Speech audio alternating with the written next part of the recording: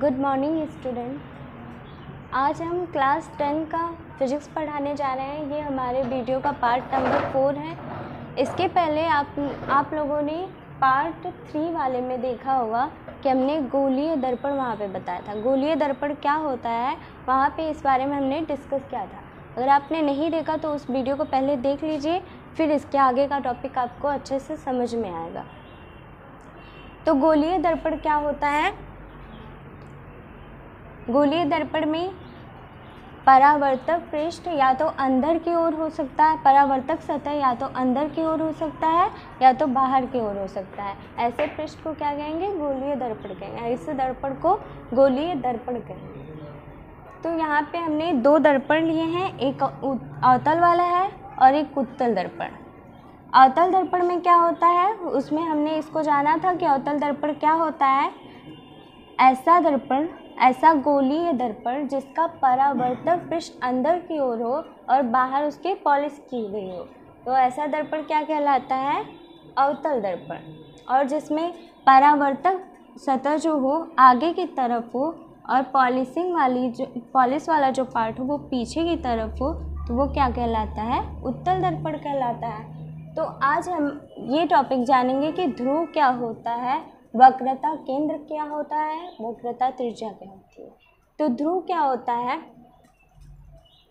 जैसे कि ये गोलीय दर्पण है, मतलब गोले का कटा हुआ भाग है। अगर एक गोला लीजिए और उसे 20 से काट दें तो एक भाग हमने यहाँ पर ले लिया है जिसे हम गोलीय दर्पण कह रहे हैं।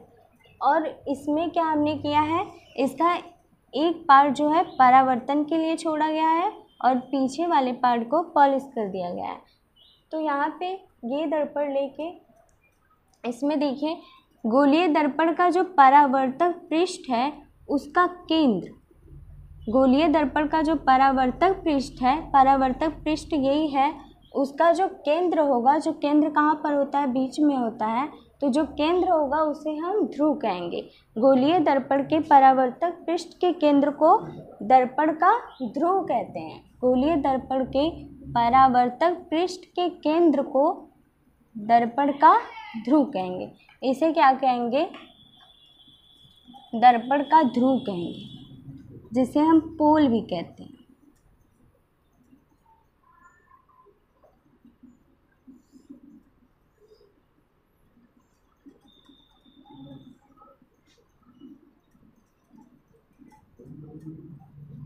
इसे इंग्लिश में पोल कहते हैं और हिंदी में इसे ध्रुव कहते हैं। और P से डिनोट करते हैं, P से इसे प्रदर्शित करते हैं। इसे ही दर्पण का केंद्र कहते हैं, गोलीय दर्पण का केंद्र। और वक्रता केंद्र क्या होता है? से कुछ खराब हो गया है, बीच में उल्टा बोलते हैं, उल्टा बोलते हैं। वाली टॉपिक है वक्रता त्रिज्या। इसके आगे की टॉपिक है वक्रता त्रिज्या। वक्रता त्रिज्या से पहले हम जानेंगे कि वक्रता केंद्र क्या होता है। वक्रता केंद्र क्या हो सकता है? मान लीजिए आपने पहले तो कुछ बोला ही हुआ होगा, जो गोलीय दर्पण है वो किसी गोले का कटा हुआ भाग है। तो जो गोलीय दर्पण है, जिस गोले से हमने इसको लिया है उसमें केंद्र भी होगा। जो केंद्र होगा उस गोले का वो इसका वक्रता केंद्र कहलाएगा। वो इस गोलीय दर्पण का वक्रता केंद्र कहलाएगा। कैसे? इसे हम वक्रता क्यों कहा जा रहे हैं? क्योंकि ये गोले का कटा हुआ भाग है, वक्र जैसा है, इसलिए हम वक्रता केंद्र या सेंटर ऑफ कर्वेचर भी कहते हैं। इंग्लिश में इसे सेंटर ऑफ कर्वेचर कहते हैं और हिंदी में वक्रता केंद्र कहते हैं। वक्रता केंद्र क्या होता है? गोलीय दर्पण जिस गोले का कटा हुआ भाग होता है, जो उस गोले का केंद्र है, जिसमें हमने ये गोलीय दर्पण लिया है काट के, उस गोले का केंद्र ही इस दर्पण का वक्रता केंद्र कहलाता है। तो वक्रता केंद्र आपने समझ लिया। वक्रता त्रिज्या क्या होती है? वक्रता त्रिज्या जो दर्पण का, गोलीय दर्पण का जो ध्रुव होता है और वक्रता केंद्र के बीच की जो दूरी होती है, ध्रुव से वक्रता केंद्र के बीच की दूरी क्या कहलाती है? वक्रता त्रिज्या कहलाती है। ध्रुव से दर्पण के, गोलीय दर्पण के ध्रुव से वक्रता केंद्र के बीच बीच की जो दूरी होती है वही क्या कहलाएगी, दर्पण की वक्रता त्रिज्या कहलाएगी। ये जिसे हमने R से डिनोट किया और सेंटर ऑफ कर्वेचर को C से डिनोट करते हैं, वक्रता केंद्र को C से प्रदर्शित करते हैं और सेंटर ऑफ रेडियस को वक्रता त्रिज्या को R से दिखाते हैं। अब इसके बाद में अगला टॉपिक मुख्य अक्ष क्या होता है। यहाँ पे हमने दो दर्पण लिया है, एक अवतल दर्पण और एक उत्तल दर्पण। तो मुख्य अक्ष क्या है, दोनों में ही वक्रता त्रिज्या जो है ध्रुव पड़ा, जैसे इसमें ध्रुव है P, वैसे यहाँ पर भी जो परावर्तक पृष्ठ का बीच का जो पद है वो क्या कहलाएगा, ध्रुव कहलाएगा। उसी तरह इसमें भी वक्रता केंद्र है। तो यहाँ पे हमें देखना है कि मुख्य अक्ष क्या होता है। मुख्य अक्ष क्या होता है, जो रेखा मुख्य अक्ष ध्रुव तथा वक्रता त्रिज्या से गुजरने वाली एक काल्पनिक रेखा, ध्रुव तथा वक्रता केंद्र से गुजरने वाली एक काल्पनिक रेखा ही क्या कहलाती है, मुख्य अक्ष कहलाती है। ध्रुव तथा वक्रता केंद्र से गुजरने वाली ये रेखा हमें दिखाई नहीं देती, हम इसे काल्पनिक मान के चलते हैं और इसे ही हम क्या कहते हैं, मुख्य अक्ष कहते हैं। ये सेंटर ऑफ कर्वेचर पर स्थित होता है और दूर से होकर जाता है, इसे ही हम क्या कहते हैं, मुख्य अक्ष कहते हैं। ये लाइन जो आप देख रहे हैं सीधी लाइन, ये क्या कहलाएगी, मुख्य अक्ष कहलाएगी। दोनों में भी जो सेंटर से और रेडियस और पोल से होकर जा रही है ये लाइन मुख्य अक्ष कहलाएगी। इसके बाद का अगला टॉपिक है, इसके बाद अगली टॉपिक है मुख्य अक्ष। मुख्य अक्ष के पहले हम और भी चीज़ें जानेंगे, तब इस टॉपिक पर आते हैं। पहले कुछ लॉजिक देखते हैं। मुख्य अक्ष में जैसे अभी इससे हट के आप सोचिए कि ये कोई हमने मान लीजिए एक सर्कल लिया है, या फिर ये कह सकते हैं ये पूरा कांच का एक बॉल है, कांच का ये पूरा एक बॉल हमने लिया है और यहाँ पर इसका है सेंटर, पोल, जो भी आप मान सकते हैं। तो ये इसका सेंटर है। हम जानते हैं अभी तक जो हम पढ़ चुके हैं, हम जानते हैं कि प्रकाश जो है, प्रकाश की जो किरणें हैं उन किरणों में छोटे छोटे प्रकाश के छोटे छोटे कण मौजूद होते हैं। उन्हीं कण को हम प्रकाश की छोटी छोटी बॉल भी मान लेते हैं। वैज्ञानिक लोग पहले मानते थे कि वो जो प्रकाश है छोटे छोटे कण हैं, हम उसी को हम मान लेते हैं कि प्रकाश का एक छोटा सा हमने कण ले लिया, फिर छोटी सी बॉल ले ली और उस बॉल को इस बॉल के अंदर जाके फेंकते हैं। मान लीजिए हमने एक बॉल ले लिया प्रकाश का छोटा सा, और यहाँ से अगर हम फेंकें मुख्य अक्ष के समांतर, अगर हम फेंकें यहाँ से, तो ये बॉल कुछ यहाँ जाके और यहाँ से टकराने के बाद सीधा इस साइड आएगी।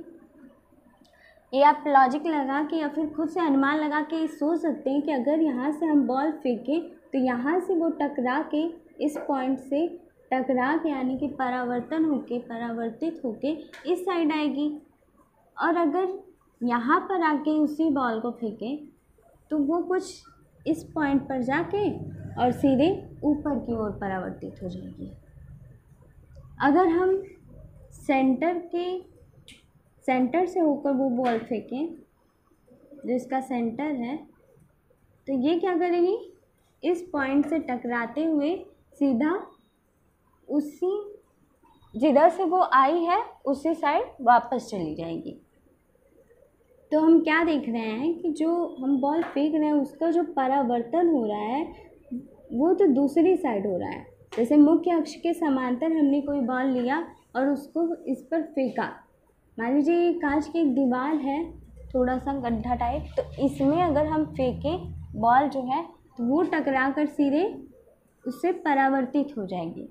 अब हम इसको इस अवतल दर्पण में देखते हैं इसी लॉजिक को, कि अगर कोई कांच के प्रकाश की एक बॉल ले लें और यहाँ से उसको फेंकें, मतलब कह रहे हैं मुख्य अक्ष के समांतर, मुख्य अक्ष के समांतर होना चाहिए, न कि इसको काटते हुए आना चाहिए। मुख्य अक्ष के समांतर अगर उस बॉल को फेंकें तो वो कुछ इस पॉइंट पर जाके और सीधे इस साइड रिफ्लेक्ट कर जाएगा। और अगर यहाँ से फेंकेंगे तो इस साइड जाके ऊपर की तरफ रिफ्लेक्ट होगा। तो जिस बिंदु पर ये एक दूसरे को काट रहा है, एक दूसरे को जिस बिंदु पर ये किरण काट रही है उसे क्या कहेंगे? मुख्य अक्ष कहेंगे। उसे क्या कहेंगे? मुख्य अक्ष कहेंगे। मुख्य अक्ष की परिभाषा है, मुख्य फोकस कहेंगे। मुख्य फोकस कहेंगे। मुख्य फोकस की परिभाषा है, मुख्य अक्ष पर स्थित वह बिंदु जिस पर मुख्य अक्ष के समांतर आपतित किरणें परावर्तन के पश्चात एक बिंदु पर मिलती हुई प्रतीत होती हैं या फिर मिलती हैं। मतलब मुख्य अक्ष के समांतर एक स्थित बिंदु, मुख्य अक्ष के समांतर एक स्थित बिंदु जिससे आपतित किरणें, जिससे मुख्य अक्ष के समांतर कोई हमने एक बिंदु ले लिया और उससे जो किरणें आ रही हैं वो परावर्तन के पश्चात एक बिंदु पर मिल रही या फिर मिलती हुई प्रतीत होंगी। तो इसे हम क्या कहेंगे? इसी पॉइंट को हम क्या कहेंगे? मुख्य फोकस कहेंगे। दर्पण का मुख्य फोकस कहेंगे। तो अवतल दर्पण में तो ये हमको असली में मिल रही हैं, मतलब कि वास्तविक है। लेकिन उत्तल दर्पण में हम क्या देखेंगे कि कोई मुख्य अक्ष के समांतर अगर हमने कोई बिंदु मान लिया और वहाँ से प्रकाश की किरणें आ रही हैं, आपतित हो रही हैं, और फिर परावर्तन के पश्चात ये तो वापस चली जा रही हैं। मान लीजिए हमने ज़बरदस्ती इसको, जो परावर्तन के पश्चात इसकी लाइन है उसको थोड़ा ज़बरदस्ती एक पॉइंट पर खींच लिया, जो मुख्य अक्ष का पॉइंट है उसी पर खींच लिया और कुछ ऐसे बना दिया, तो जो इसका बिंदु है वो क्या कहलाएगा? मुख्य फोकस कहलाएगा। उत्तल दर्पण में मुख्य फोकस आभासी होगा। जो ये बन रहा है ये तो हमने आभास के मतलब मिलती हुई प्रतीत हो रही है, ये वास्तव में मिल नहीं रही है, ये हमने मिलाया खुद से ज़बरदस्ती, इसलिए ये मिलती हुई प्रतीत होगी, लेकिन इसमें तो वास्तव में मिल रही है। इसी बिंदु को हम क्या कहेंगे? मुख्य फोकस कहेंगे। दर्पण का मुख्य फोकस कहेंगे। अब फोकस दूरी क्या होती है? तो फोकस दूरी क्या होती है? ध्रुव और फोकस, मुख्य फोकस, ध्रुव और मुख्य फोकस के बीच की जो दूरी होती है, बीच की जो डिस्टेंस है, उसे क्या कहेंगे? फोकस दूरी कहेंगे।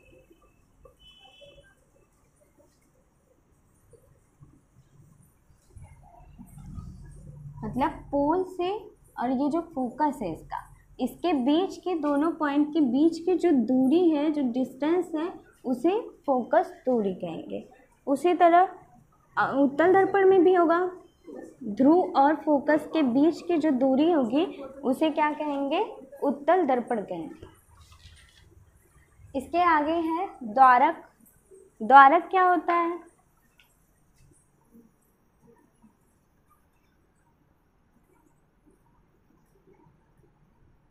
अगला पॉइंट है द्वारक।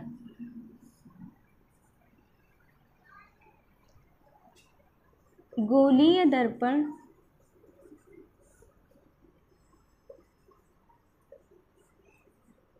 के परावर्तक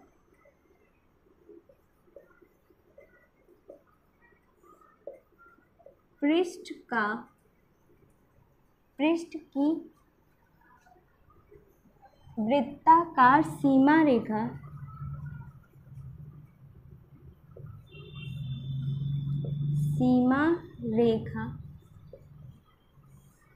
का व्यास